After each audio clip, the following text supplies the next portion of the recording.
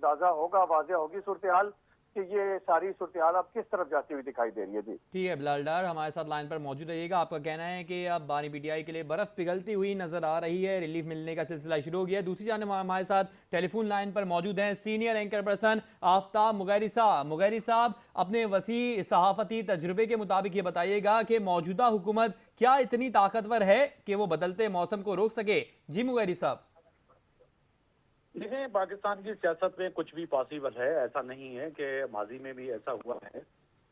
कि बड़े बड़े सियासी जो है एक दूसरे के हरीफ जो है वो फिर एक दूसरे से बैठते हुए नजर आए। अगर आप माजी में जाएं तो मोहतरमा बेनज़ीर भुट्टो और साबिक वज़ीर आज़म और कायद मुस्लिम लीग नून मियां मोहम्मद नवाज शरीफ जो बड़े इख्लाफी जो है एक दूसरे के साथ उनके थे, फिर आगे जाके वो भी बैठते हुए नजर आए और उन्होंने फिर चार्टर ऑफ डेमोक्रेसी भी साइन किया, जिसके तहत जो है आने वाले वक्त में उन्होंने अपनी हुकूमतें और ख़ास तौर पर एक दूसरे के खिलाफ साजिशें ना करने का भी एक अहद किया। तो आप समझ सकते हैं कि मोहतरमा बेनज़ीर भुट्टो से लेकर और नवाज शरीफ अगर बैठ सकते हैं तो ऐसा पॉसिबल है कि आने वाले वक्त में तमाम सियासी रहनुमा एक दूसरे के साथ बैठ सकते हैं। मगर आज जो कदम है जो जनाब बिलावल भुट्टो जरदारी साहब के हैं, तो मैं बहसी साहब से समझता हूँ कि बड़ा अहम कदम है। और उन्होंने जो है आज महमूद खान अचकज़ई और अपोजिशन से जो मुलाकात की है, और बारहा पाकिस्तान पीपल्स पार्टी का ये मौक़िफ़ रहा है कि असेंबलियों के अंदर रहना चाहिए और अपनी बात असेंबलियों में ही बैठकर करनी चाहिए। तमाम आज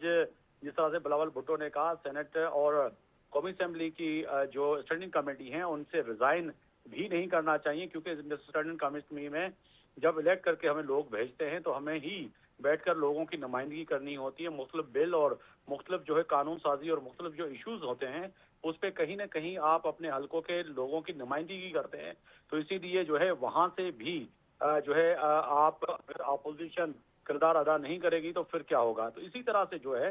आज बिलावल भुट्टो जरदारी की जो मुलाकातें हैं बड़ी अहम है। उससे हटकर फिर मेरी अगर बात करें तो बिलावल भुट्टो जरदारी ने एक जी तवील जो है आज मीडिया टॉक की है, उसमें मुख्तलिफ अमूर पर और पहलू पे जो है आज जो गुफ्तगू की है वो भी बड़ी अहम है। अगर कहा जाए कि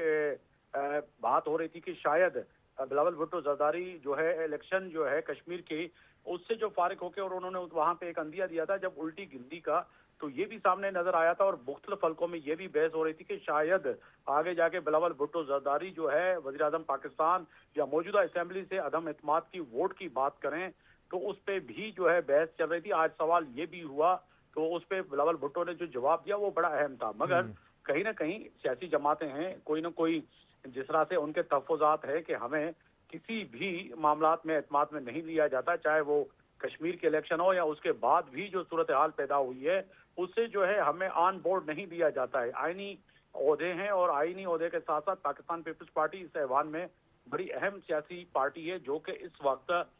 जो है पाकिस्तान मुस्लिम लीग नून और हुकूमत के लिए अहमियत का हामिल इसलिए भी है कि हर उस कानून साजी में साथ देती है। उसके साथ साथ आगे बढ़ के नए सूबों का मामला, फिर उससे आगे बढ़कर भी कई जो बातें हुई, मगर उसमें अहम सवाल था बानी पीटीआई के उस हॉस्पिटल की मुंतकली के हवाले से कि क्या जो आज supreme court honourable supreme court ने जो हिदायतें दी हैं उस पर फैसला क्या होना चाहिए, क्या नहीं करना चाहिए। तो बिलावल भुट्टो का जो नुक्ता नजर था वो एक जमहूरी नुक्ता नजर था कि जी अगर के बानी पीटीआई को